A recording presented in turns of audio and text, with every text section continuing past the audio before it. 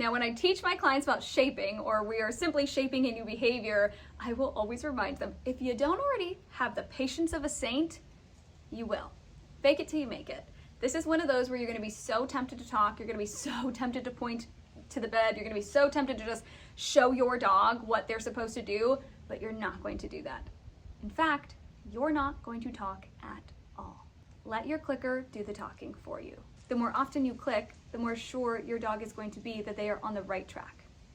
And then when they are not on the right track and you're withholding a click, they are going to start thinking about what else should they be doing or trying in order to gain the click. Shaping is a wonderful way to build your dog's confidence because they are going to have to learn how to become really, really effective problem solvers.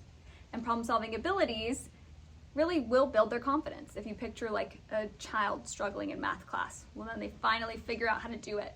Okay, well then the next time they come across a challenge, they're going to be thinking to themselves, I don't know how to do this, but I know I can figure this out. You're basically going to teach your dog to believe in themselves. So don't get caught up in your end goal feeling frustrated that your dog is never going to perform the behavior or that your dog is not obedient. Remember that your goal in training is just to be a clear communicator. Be sure to observe your dog to make sure that they're understanding what you are communicating, and then really just adapting and troubleshooting so that you can end up in that same end goal. You just have to remember that training takes time, and when you take the timeline out of the scenario, you take the stress out of the scenario. I mean, really, I want you to have fun with training. So with shaping especially, don't walk into it thinking that you're gonna get to that end goal quickly.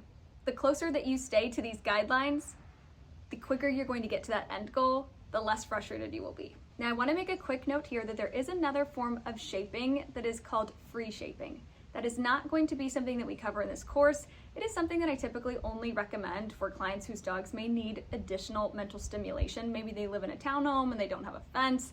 That dog might enjoy more mental stimulation. So perhaps if we get enough requests for it, we'll make an additional add-on to this course to talk about free shaping. However, I did want to go ahead and just note it so that you know it exists.